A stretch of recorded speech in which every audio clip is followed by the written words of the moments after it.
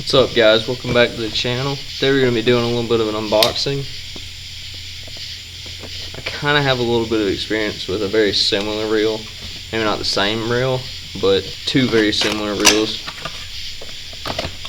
First off, that's the reel. Pretty excited about this because I've never owned a reel faster than like 7.5 to 1. And this is the XG. So comes with a little oil, that's pretty nice.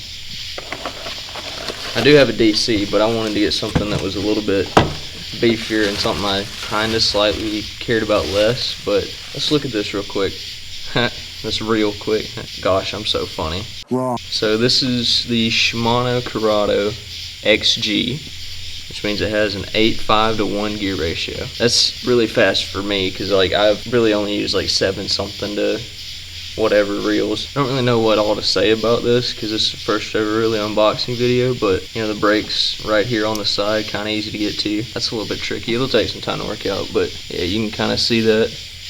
I like how low pro this is. Like this is, and it's very light reel, but I've really been on a Shimano kick recently after I got that DC, and I've just really been liking these Curado reels, and I wanted to get me another one. Really the main reason I wanted to get one was to put on my new rod.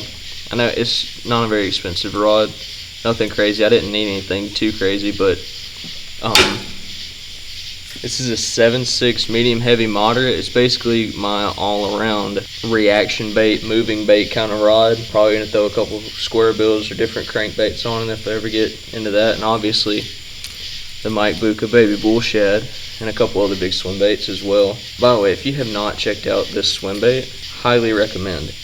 If you've been watching 25 high videos, and if you haven't, I highly suggest it'll be linked down in the description. If you've been watching 25 high, I've been putting in work on the dinks with this thing, so be sure to check that out. I've actually got a couple of these on order, and next paycheck I'm gonna order a couple more because obviously this tail's a little messed up. That was all my fault, not the manufacturer. But either way, yeah, this is my new reel. It looks really nice as far as looks go.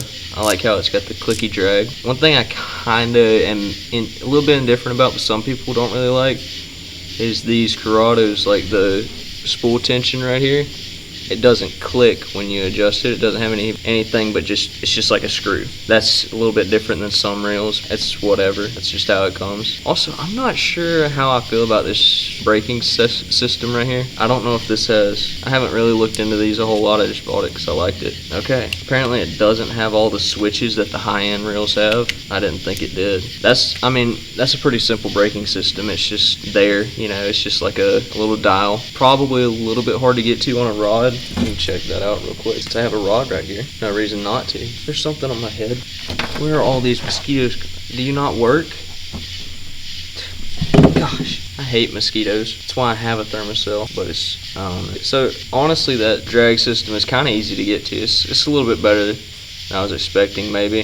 That's very close to where I put my finger regularly when I'm typically using it. I hold it kind of, I don't know how well you can see it, kind of like this. But I kind of like grip my reel, so that's really not too far out of the way if I can just quickly adjust it, you know. The reason I bought this reel though is because I wanted something for moving baits, something that they could cast far, and this one's got a much deeper little spool than the 150s, like the Curado DC. But yeah, I wanted something with a little bit deeper, wider spool, whatever, than the Curado DC, and I didn't want to, I wanted something good, you know, that could stand up to the abuse, because I noticed every time I use a moving bait, especially like a chatterbait or something that pushes a lot of water, that's like torturing a reel. So I wanted something a little bit better quality for this, and this is certainly going to be it.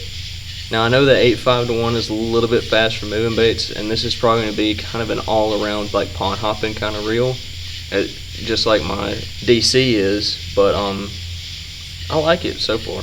I haven't used it obviously. Yeah, this should be, I'm going to spool it up with 15-pound fluoro. That's kind of a good all-around line. Not really good for top water, but good for all moving baits and even some T-rig stuff when it's not in super thick cover. I'm pretty pumped to use this reel. You will see this reel in the future, especially if you watch 25 high, which again will be linked in the description below. So hope you enjoyed this little quick unboxing. I probably should have brought out the DC to compare it to, because it does look a little different. This is definitely a lighter reel than that DC because it doesn't have a digital chip.